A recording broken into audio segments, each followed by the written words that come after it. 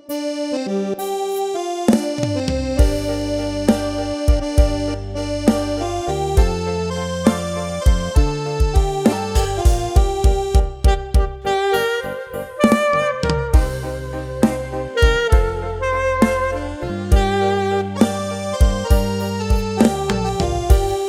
អុកញ៉ាតៃមុនថ្ងៃ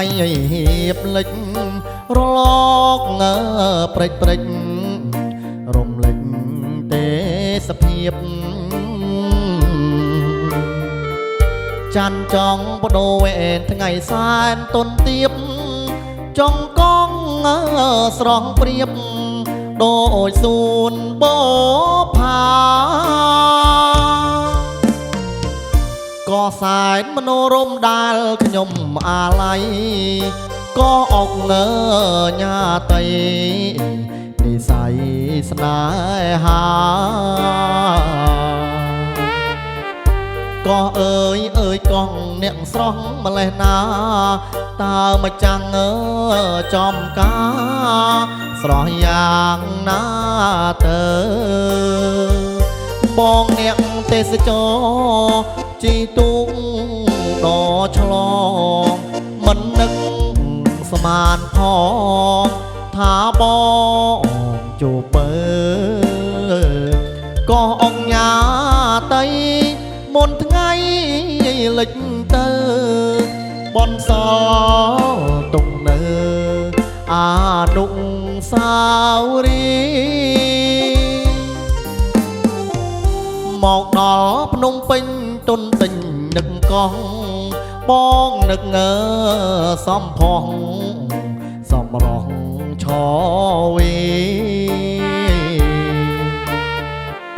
ជួបអូនដំបងបេងដូងទាំងពីរមិនបាននៅដល់ទីបំផុតនៃស្នេហ៍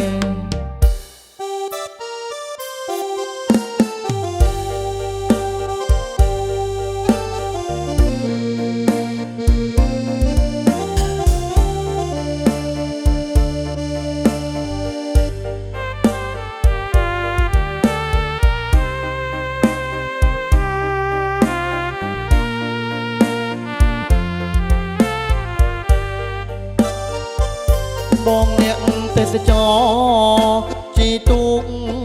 ដ៏ឆ្លងមិននឹកស្មានផងថាបងជួបពើក៏អុកញ៉ាតៃមុនថ្ងៃលិចទៅបនសទុកនៅអនុស្សាវរីយ៍